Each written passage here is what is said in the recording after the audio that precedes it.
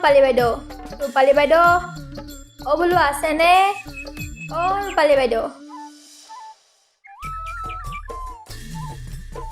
তহঁত আহিলি ভিতৰলৈকে। বাহিৰতে বহো দিয়ক, চকী আছেই।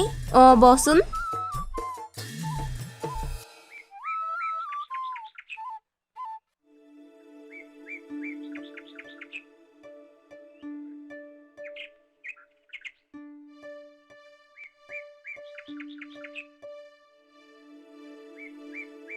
বাৰু কচোন এতিয়া।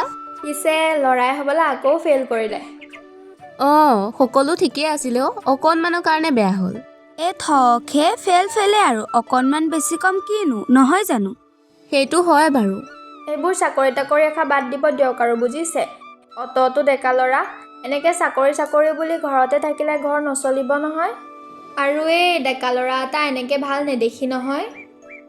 হয়, কিন্তু সি নিজৰ সপোনবোৰ পূৰাবলৈ কাৰণে দিন ৰাতি একাকাৰ কৰি যি সপোনৰ পিছত দৌৰি আছে, সেই সপোনবোৰ ঘৰ চলা নচলা, ভাল দেখা নেদেখা, এইবোৰ ভাবি জানো ভাঙি পেলোৱা উচিত হ'ব?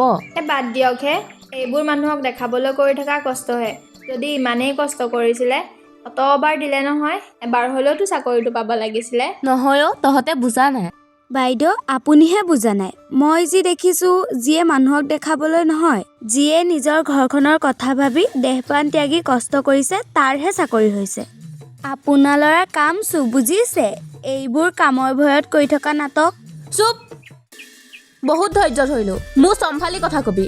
তাৰ বাৰে বাৰে ভাঙি যোৱা সপোনবোৰৰ চকুপানী মই দেখিছোঁ। গুচি যায় ইয়াৰ পৰা।